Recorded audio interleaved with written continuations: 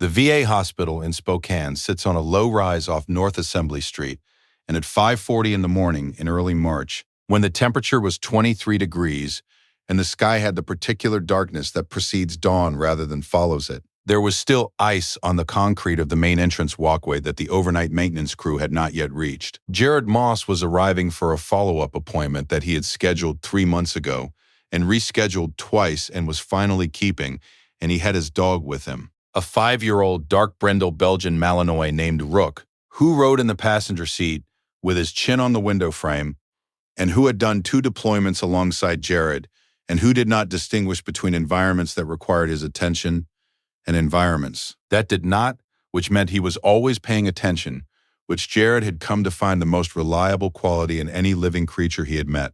He turned into the parking lot. Rook lifted his head from the window frame. At the end of the row nearest the entrance, beneath an overhang that blocked the worst of the wind but not the cold, a man was asleep in a camp chair with a military-issue wool blanket pulled to his chin and a duffel bag at his feet, and his breath making small clouds in the dark. Jared drove 1 row past.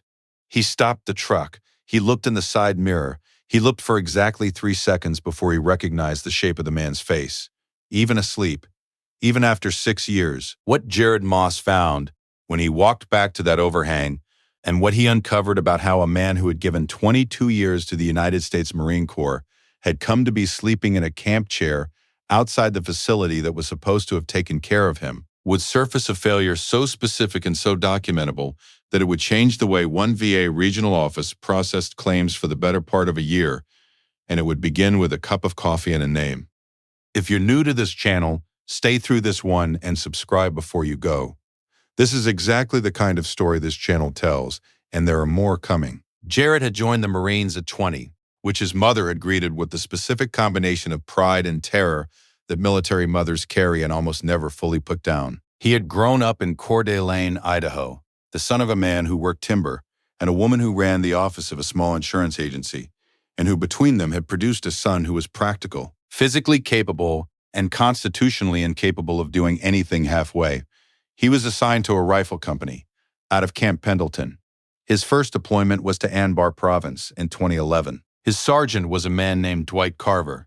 Dwight Carver was 41 years old in 2011, which meant he had been in the Marines since Jared was 19, and Jared's mother had still been driving him to school. And he carried that history the way certain men carry long service, not with performance, not with the constant citation of precedent, but with the density of a person who has been shaped over decades by a specific demanding thing and has emerged from the shaping as exactly what the thing intended. He was 6'1" and thin through the face in the way of men who have been lean their whole lives without trying. And he had a way of delivering information in exactly the volume required by the situation, and no more, which was a quality Jared had not known to value before he met it and recognized as essential afterward. 2 deployments with Dwight as his sergeant. Anbar first, then Helmand, the second tour. Helmand was the one that mattered in the way some deployments matter differently. And what it did to the men who went through it together was the kind of thing that doesn't dissolve when the deployment ends. It becomes part of the structure of who those men are to each other, a shared reference point that requires no explanation between them and that no one outside it can fully access. Jared had loved Dwight Carver the way young Marines love a good sergeant, which is a specific and serious kind of love that contains respect and trust, and the knowledge that this person's judgment has been the difference between a bad outcome and a worse one on more than one occasion.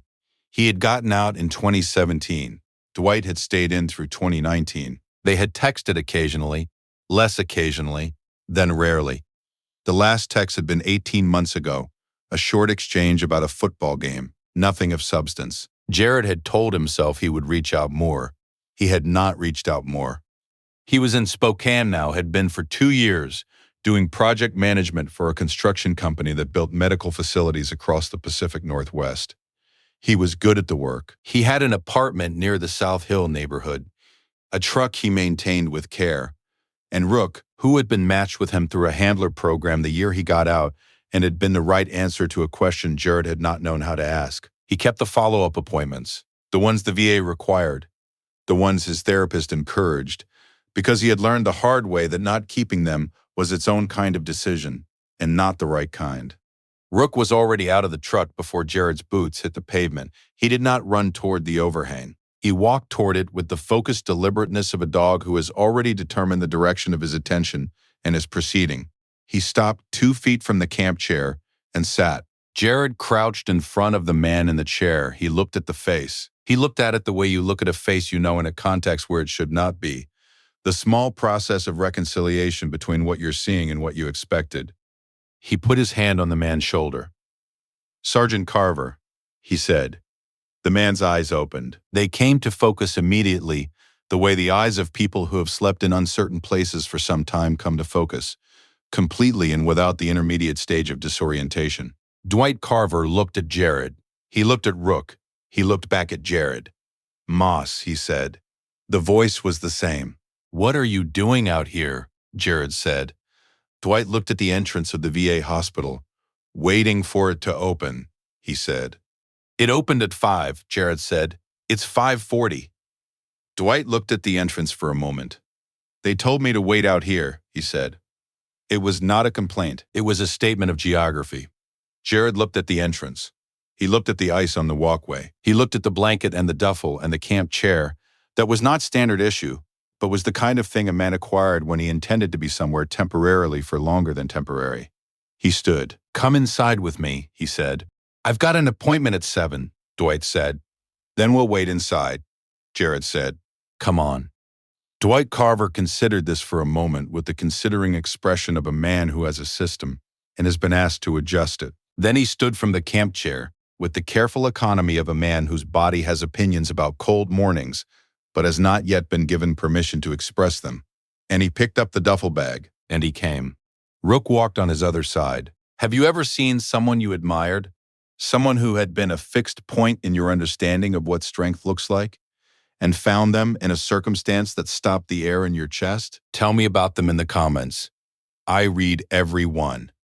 Inside was warm. The morning lobby staff were at the desk. Jared found 2 chairs in the waiting area away from the main intake desk, and he went to the vending area and brought back 2 cups of coffee that were not good coffee, but were hot, and handed one to Dwight, and sat down. He waited. He was good at waiting. He had learned it in 2 deployments and had refined it since. Dwight drank the coffee. He looked at the lobby. He looked at Rook, who had settled at Jared's feet and was monitoring the room with amber eyes. He said he was trained for patrol. Detection 2, Jared said. He's retired. You get him through a program? Handler transfer, Jared said. 2 years ago. Dwight nodded. He drank the coffee. He said nothing for a while. Jared did not push. He had learned from Dwight himself how to sit in a silence that was working. After a while, Dwight said, I've been out here 3 nights. Jared said, Okay. I had a room, Dwight said. Boarding house on Spruce Street. The owner sold the building. New owner doesn't take monthly. He said it with the same evenness he used for everything. Facts in order. I'm working with the VA on housing. They said it would take time. How long have you been working with them? Dwight looked at his coffee. 7 months, he said. 7 months. Jared looked at the intake desk. He looked at the lobby that was now filling with the morning's appointments. He looked at his old sergeant, who had done 22 years in the Marine Corps and who had managed to be in a camp chair outside the institution responsible for his housing and his care for 3 nights in March in Spokane, Washington, because a process had taken 7 months and had not yet reached completion. He said, I want to understand what's holding it up. Dwight said, You don't need to do that. I know, Jared said. Tell me anyway. Over the next hour in the VA lobby, with the morning appointments filling the chairs around them, came out with the careful precision of a man who has been managing a situation and has organized it into a form he can present without it becoming something he has to feel too much of in public. The claim, a combination of disability rating appeal and housing assistance application, had been filed 7 months ago by a VSO representative named Al Turley at the Spokane Veterans Service Organization office. The initial decision had come back with an error in Dwight's service dates that had required a correction submission. The correction had been filed. It had been assigned to a claims processor. The processor had left the regional office. The claim had been reassigned. The reassigned processor had requested additional documentation that Al Turley believed had already been submitted and was in the file. Al had resubmitted it. That was 6 weeks ago. Since then, silence. Al had called 3 times. Al had been told the claim was under review. Under review. 7 months. A man with 22 years of service in a camp chair in 23-degree weather. Jared said, "Is Al still working your claim?" Dwight said, "He's good people. He's doing what he can." Jared said, "I know. I'm going to call him." He called Al Turley at 8:15. After Dwight's appointment, in the parking lot with Rook beside him and Dwight inside getting his labs done. Al answered on the first ring with the voice of a man who picks up every call because every call might matter. Jared introduced himself. He said he was a Marine. He was a veteran. He had found Sergeant Dwight Carver sleeping outside the VA that morning, and he wanted to understand what could be moved and what couldn't, and what specifically was in the way. Al told him. He told him in the organized, frustrated detail of a man who knows exactly where a process is jammed and has not been able to reach the hands that are jamming it. The additional documentation request, Dwight's complete service medical records from his final deployment, which was Helmand 2018, had been submitted twice. Both times the records had been received by the regional office. Both times the processing notes indicated they had been received. Both times the claim had subsequently requested the same documentation again. Al believed the records were being received but not correctly associated with the claim file. An administrative error that, if true, was correctable in a matter of hours by someone with file access, but that required someone with file access to take the action. Jared said, "Who has file access?" Al said, "The regional director's office, but getting there without a congressional inquiry usually takes..." "What's the regional director's name?" Al told him. Jared wrote it down. What Jared did next was not complicated in concept. It was the kind of work that requires patience and specificity and the willingness to make the same call to a different number until the call reaches the person who can do the thing. He had a lunch break. He had a cell phone.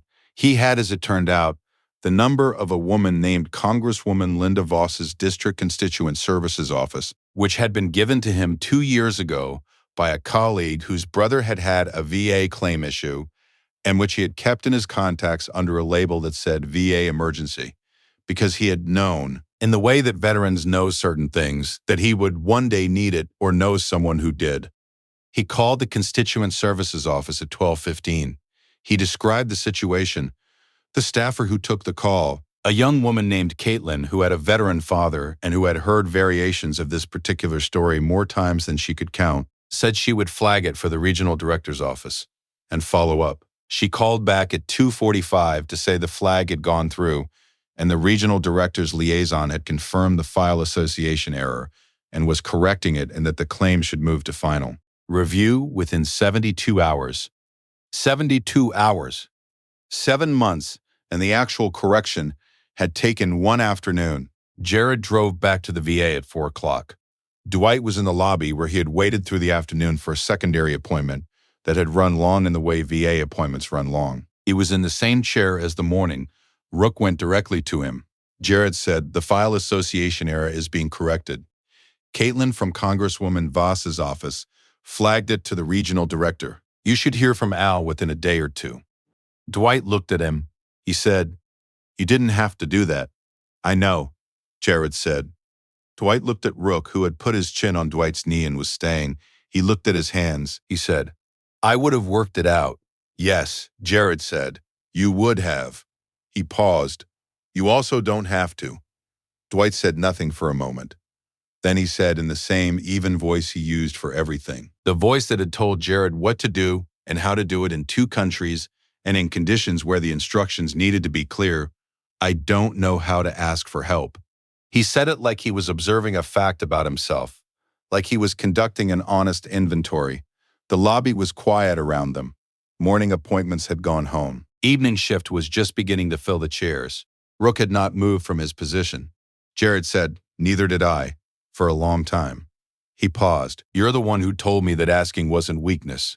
You said it was operational. You said the mission required it." Recognition.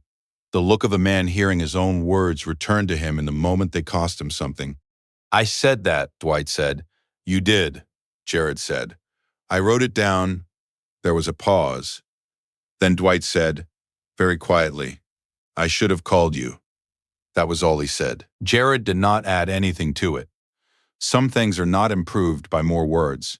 Al Turley called Dwight on Thursday.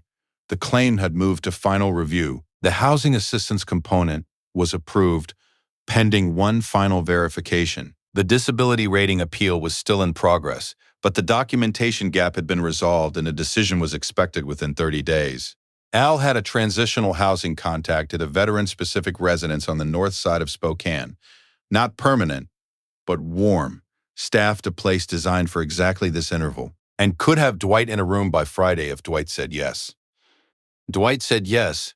The 30-day disability rating decision came in 26 days. The rating was adjusted. The adjustment triggered a retroactive payment that covered the 7 months of processing. Dwight received it without drama. He paid 3 months ahead on the transitional housing. He put the rest in an account. What neither Jared nor Al had initially known was that Dwight was not the only veteran with an active claim at the Spokane VA regional office who had experienced the same file association error. Caitlin, from Congresswoman Voss's Constituent Services Office, had flagged the systemic nature of the issue after resolving Dwight's case. She had seen the pattern before, had documented it, and had used Dwight's case as the specific named example in a formal inquiry to the regional director's office. The regional director's office initiated an internal audit. The audit found 11 active claims with the same error, spanning 8 months. All 11 were corrected within 2 weeks of the audit completion. The VA's regional office revised its file association protocols. The revision was noted in an internal memo that Caitlin requested a copy of and kept. None of this was the news. None of it made a headline. It was the kind of correction that happens in the middle of processes when someone with access decides that access is for using, and it is not remarkable to anyone who wasn't sleeping in a camp chair in 23-degree weather when it was still unresolved. There was a dinner at the VSO Hall on the north side of Spokane the first Saturday in April. Al Turley organized it, which was the kind of thing Al organized because the VSO Hall had a kitchen and because people who had been through something needed a meal more often than they needed a ceremony. Dwight came, Jared came with Rook. Caitlin came because Al had called her and said you should come, and she had. There were 11 veterans in the room and their family members where they had them, and a few people like Patricia, Al's wife, who had made 3 different casseroles and did not need to be asked. Who came because a table needs people at it? Dwight sat at one end. Jared sat near the middle. Rook was under the table with his chin on whoever's foot he had most recently assessed as requiring his presence, which cycled through the evening with the democratic thoroughness of a dog who has decided that the room is his and that his responsibilities are distributed accordingly. At some point in the evening, Al stood and said a few words about the claim, about the correction, about what had taken 7 months and what had taken 1 afternoon once it reached the right hands, and about the 11 other veterans who had not known their claims were stalled and who were now moving. He said it simply, without performance, the way a man speaks when the room already knows most of it, and what's needed is acknowledgement rather than explanation. He did not call it a victory. He called it what it was, which was people doing what they were supposed to do, eventually, because someone did not walk past a camp chair. Dwight did not speak at the dinner. He ate. He listened. He laughed once at something Al said, and it was the genuine kind, not performed, not polite. He had the look of a man who had been outside for a while and had come back into the room and was remembering what rooms were for. There are moments that feel less like coincidence and more like arrangement. A follow-up appointment rescheduled twice and finally kept. A parking lot row chosen, and one passed. A dog who lifts his head from a window frame and points. What Dwight Carver required was not charity. He was not broken. He was owed something that a process had failed to deliver, and the failure was administrative, not inevitable, and the correction took 1 afternoon when it reached the right hands. What took 7 months was not the complexity of the claim. It was the distance between the claim and the person who could move it. A distance that was not Dwight's to close alone, because he did not have access, and because the men who have spent 22 years learning to manage alone are the last ones to ask for the bridge. What Jared Moss did was park the truck, walk back, crouch to eye level, say a name. He did not drive past the camp chair. This story is for every Dwight Carver, for everyone who served completely and is now navigating a process that was supposed to be the other side of that service and has not yet arrived, and for everyone who has a sergeant or a mentor or a father or a friend who taught them what strength looks like and who may not know that they are allowed right now to call. If you know a veteran who is navigating a VA claim or who has stopped navigating one because the distance got too long, tell them about the veteran service organizations in their area. Tell them about Congressional Constituent Services offices. Tell them the correction, when it reaches the right hands, sometimes takes an afternoon. Is there someone in your life like Sergeant Carver? Someone whose strength you relied on, who is now carrying something alone that they don't have to carry alone? Tell me about them in the comments. I read every one. Every story on this channel is about choosing not to look away. If that means something to you, subscribe and be here for the next one. There are more worth telling. Which moment in this story stayed with you? I'll see you in the comments.